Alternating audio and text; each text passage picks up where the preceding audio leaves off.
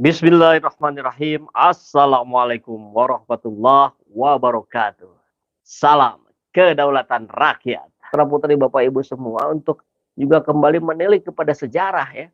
Karena sejarah itu kan seperti sebuah spion ya. Kalau kita naik mobil spion di kanan, itu penting untuk kita melihat apa yang terjadi di belakang agar jangan sampai mengganggu perjalanan kita hari ini. Tapi memang jangan terlalu lama gitu. Kalau kelamaan lihat spion gitu kan, spion kaca mobil, repot nanti kita nabrak-nabrak ke depan. Jadi sedikit saja kita akan coba bahas tentang bagaimana profil DN Aidit itu. Kan kita tahu DN Aidit itu adalah pimpinan PKI di masa akhir-akhirnya PKI. Tapi justru juga di masa-masa jayanya. Jadi puncaknya PKI itu di bawah DN Aidit, tapi di bawah DN Aidit pula partai itu hancur lebur seketika. Tentu setelah peristiwa G30S PKI. Dan kita lihat memang beliau DN Aidit ini juga memiliki banyak perspektif. Banyak orang juga yang mengatakan dia orang baik apa dan segala macam. Tapi ya memang sejarah begitu ya. Tergantung melihat sudut pandangnya di mana.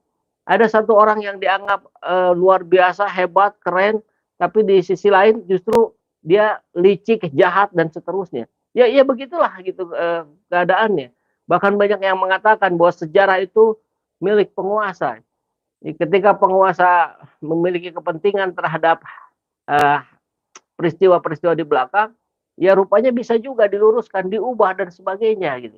Nah, maka kita lihat coba kita simak ini selintas saja apa yang terjadi dengan DN Aidit. Ini ada tulisan menarik, ungkapan penyesalan Ketua PKI DN Aidit sebelum tertangkap dan ditembak mati. Sekilas kita bahas ya. Ini penulisnya Solihin Arif, Senin 26 September 2022, baru sebulan yang lalu. Ini DN Aidit, ini kayaknya dalam proses setelah ditangkap. Ya. Partai Komunis PKI pimpinan DN Aidit atau DIPA Nusantara Aidit hancur lebur setelah peristiwa 30 September atau G30S meledak. Oke. PKI masuk 5 besar dalam perolehan suara pemilu di tahun 1955. Ada yang lainnya, ada PSI, Masyumi, NU, PNI, Masyumi, NU dan PSI. PSI sekarang ada lagi. Ya, 1 Oktober banyak tokoh PKI berpencar setelah kejadian itu, menyelamatkan diri masing-masing. Jadi kesolidannya hilang seketika ketika lebih melihat barangkali mementingkan dirinya sendiri, keselamatan dirinya sendiri, akhirnya berpencar. Termasuk DN Aidit yang kabur ke wilayah Jawa Tengah yang merupakan basis suara PKI dalam pemilu 1955. Aidit merupakan Menteri Koordinator sekaligus Wakil Ketua MPRS. Jadi posisinya sedang di situ gitu.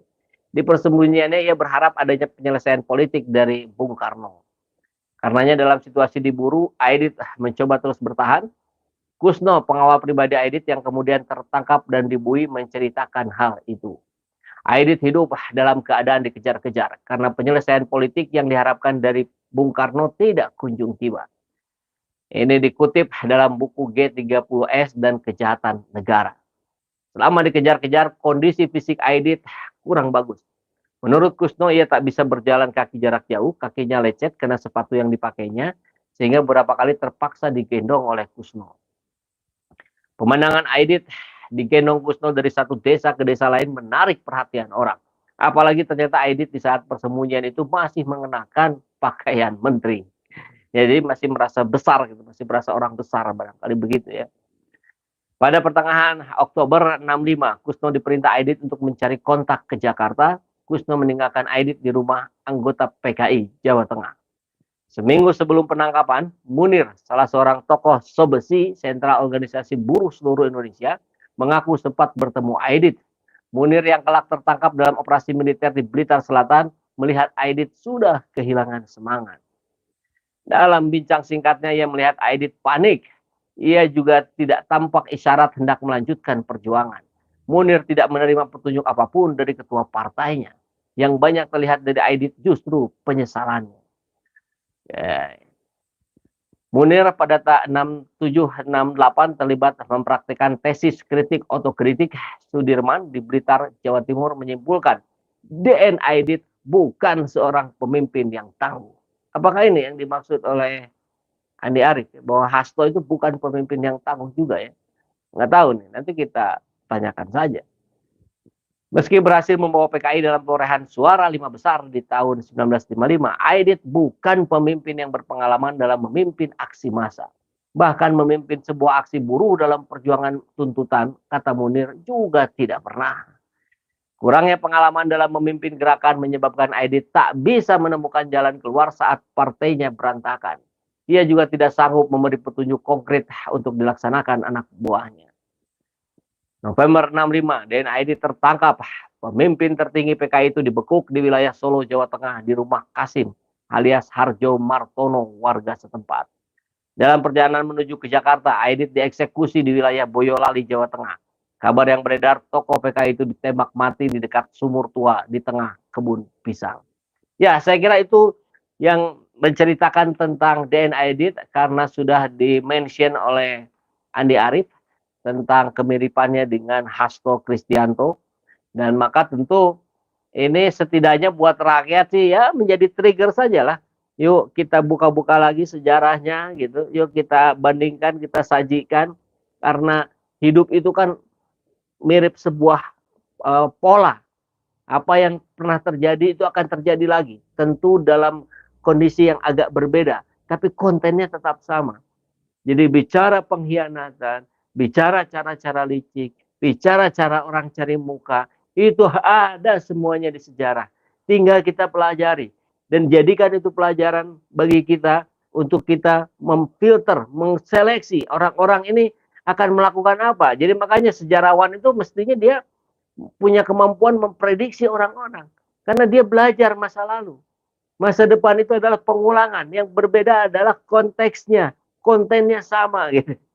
Jadi kita hari ini mudah-mudahan mendapatkan pelajaran penting. Bagaimana cara menyikapi sebuah persoalan. Jangan luput dari sejarah. Kita pelajari juga sejarah. Tapi tidak terlena dalam sejarah seperti spion mobil tadi ya. Kalau terlena kita melihat spion ke belakang terus, yang terjadi kita nabrak-nabrak, berbahaya. Begitu ya. Terima kasih ya. Kita lanjut mungkin sore nanti atau nanti malam menyimak kabar-kabar terbaru dari Indonesia yang kita cintai ini. Salam kedaulatan rakyat. Assalamualaikum warahmatullahi wabarakatuh. Ini gambarnya gambar ini di sini ya, SZ Blended Coffee, sahabat perubahan. Ini coffee blended. Jadi kalau dibaca di belakangnya, ini original Cikalong Wetan. Profilnya medium to dark, prosesnya natural ya. Jadi ini blended Arabica Robusta. Ini kita jual untuk kita jadikan sebagai sebuah pergerakan kita dalam menegakkan keadilan. Baik, dan buat sahabat SZ juga kalau yang mau bergabung dengan saya dengan lebih intensif itu bisa gabung di sebagai membership, sebagai pelanggan ya. Jadi nanti akan ada video-video khusus, akan ada diskusi-diskusi khusus, bahkan pertemuan-pertemuan khusus saya dengan sahabat SZ yang sudah menjadi member di channel ini. Caranya gimana? Ya kalau di handphone suka ada tombol gabung atau join. Nah, klik aja itu ya, kemudian ikuti petunjuk berikutnya. Begitu ya.